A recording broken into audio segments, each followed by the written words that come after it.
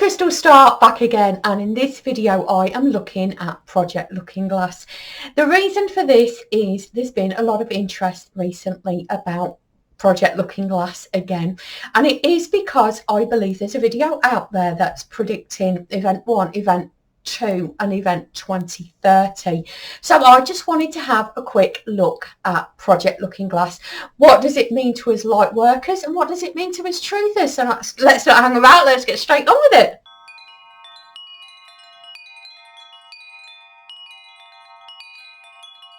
I actually heard about Project Looking Glass a long time ago, although I didn't realise that's exactly what it was called until recently. I was told it was way back in the 80s or the 90s that the Iraq-Iran war had been started because the black hats, let's call them, or the dark hats, had found a Stargate, and they created the war as a distraction to get the Stargate out without anybody knowing about it. This didn't really make much sense to me until I was, in the last couple of years, sent a video about the whistleblowers around Project Looking Glass, and it all kind of fitted together and made sense that this was in fact the thing. It wasn't a Stargate, it was this particular thing, and there was a few other things that linked it as well. It was like a jigsaw puzzle. It all kind of fitted into place. But if you watch the video about the whistleblowers on Project Looking Glass, and I really do believe that what they said was true. Project Looking Glass, if you don't know, and I'm sure you do because a lot of people have been delving into this recently, Project Looking Glass is an off-world technology that was buried. If you look at my real history, either on YouTube or on my website, you'll understand what I mean by this. But this technology was unearthed and has been rebuilt.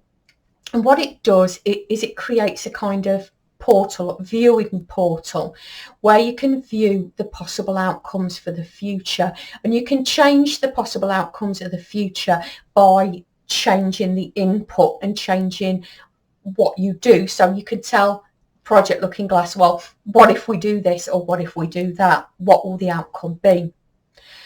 Now, what the whistleblowers said about this was, after 2012, obviously a significant date, there was an 85% chance of one particular outcome and a 15% chance of any other outcome. And no matter what you do, you can't change that outcome. This obviously is all because of galactic alignment, the Monastic photon belt. It's all about us moving into ascension and atonement and awakening. And I think even one of the whistleblowers said, it's all about a spiritual awakening. There's an 85% chance that that's going to happen, and really nothing that the black hats told him to input would change that. However, he did say that this absolutely terrified them, and they tried everything they could to change the outcome. And then they decided something along these lines. Watch the videos on the whistleblowers, that because of they couldn't accept the fact that we are going into spiritual awakening, whatever happens, they decided to build their underground bunkers as well. Anyway, they decided to build their underground cities and roads and living accommodation anyway. Now, this is quite significant when you look at... Now, I haven't seen this video about Event 1, Event 2 and Event 2030. I understand that all three possible events are very dismal and scary, let's say. But I really do believe I've been guided to the fact that the outcome is pretty much guaranteed. Now, we are going into awakening, we are going into ascension. This is what has been prophesied, it's what was set. And with the converging timelines, there's very little anybody can do about it. Now, whatever these three predicted events are, I'm not really sure if they were the possible 15% outcome, which would give them, if there's three events, 5% chance of occurring each, which, let's face it, is a chance. However, my guidance is that the machine Project Looking Glass has been meddled with somehow, and it may in fact be giving this answer, but it's not because that's the actual answer. It's because it's been distorted somehow.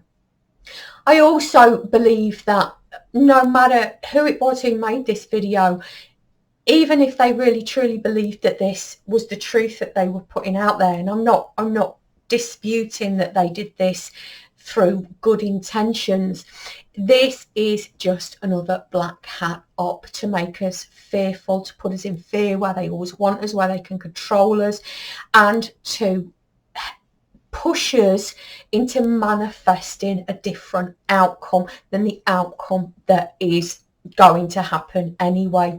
So whatever happens, please stay out of fear, stay out of panic, stay focused on the outcome. We know what the outcome is going to be, and it's going to be spiritual awakening. However, I do just want to pull some cards on this as well, so let's have a little bit of a look. Right, so let's pull a few cards on this and have a little bit of a look as to what the cards want to say about Project Looking Glass. Now, as you know, I do it. My favourite spread is a 12 card spread, but I'm not sure that I can fit that onto the little separate video, but I'll try and see what we can get here. So let's have a look all around Project Looking Glass.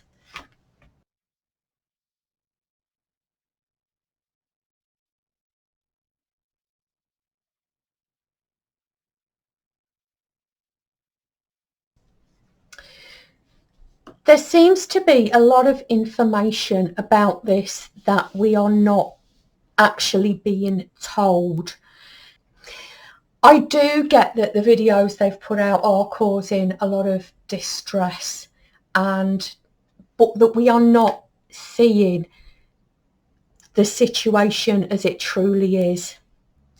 I do believe that whatever happens, we are protected by our off-world families and our off-world helpers very much here. They're all seeing things very, very differently, but I do wonder actually whether Project Looking Glass may be an opportunity of something good happening.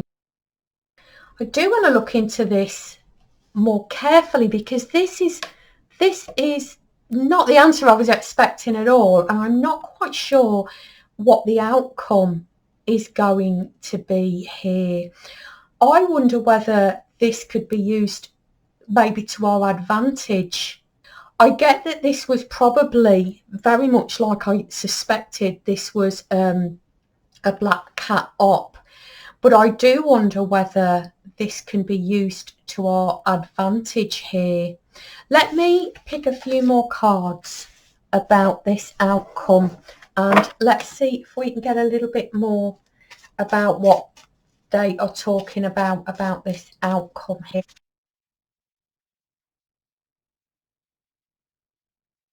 That's not what I was expecting at all. Wow. Okay. It looks here as though this situation has pushed a lot of people into a very worried and stressed state, which you would expect would be a bad thing, but it's actually causing more people to wake up. Underneath it all, it's really causing people to look at things differently and examine things, look back over the past and see where they may have missed things in the past. Whatever happens, the outcome here is looking really good for us, and it does seem to indicate that justice will be done.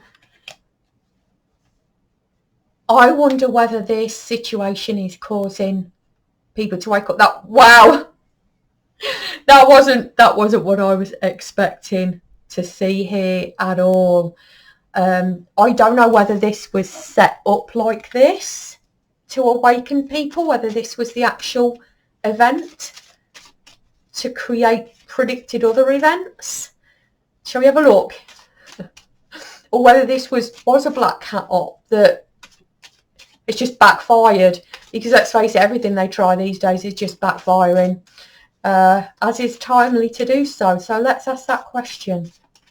Who is it who originally created this situation?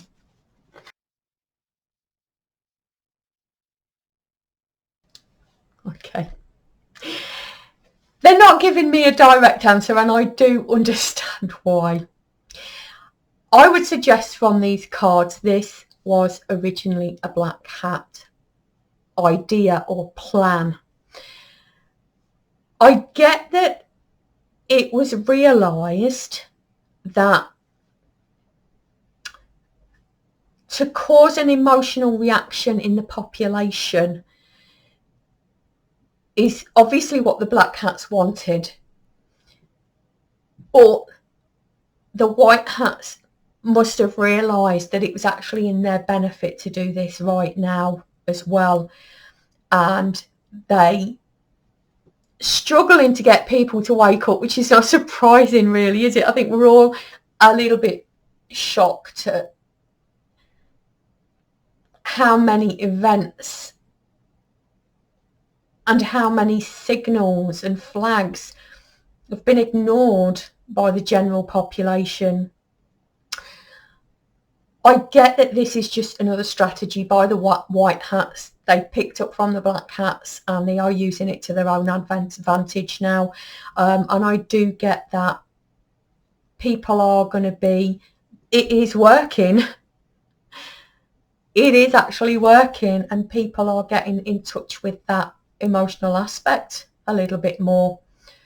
So, well, I really wasn't expecting that at all, so that's fantastic. Let's see if Spirit has got a few more words to say as you're moving forwards.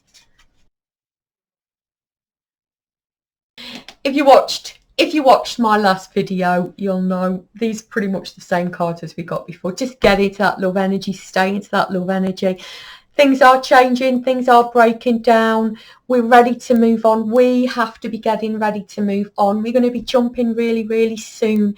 We have to move on to that second red pill and get in that energy and stay in that energy. And that really is, I didn't make this up, the cards are there. It really is what the Starlight Work Circle is all about, getting you into and staying in that love vibration, that higher vibrational energy, moving you past these ascension symptoms, releasing all those blocks, clearing and cleansing your energy, and getting that perception focused on where it is that we're going now, what it is we're going to be doing from now on. And obviously I'm going to be looking at all of this. So thank you so much for joining me. I hope you've enjoyed this video. I hope you're going to join me in the next video. I'm not going to say what the next video is going to be like, because every time I do, Spirit changes it and I have to just put the videos that I'm told to put out there by my spirit guides, my higher self. So thank you so much for joining me. I hope you enjoyed this video. I hope you join me in the next video. See you then. Bye.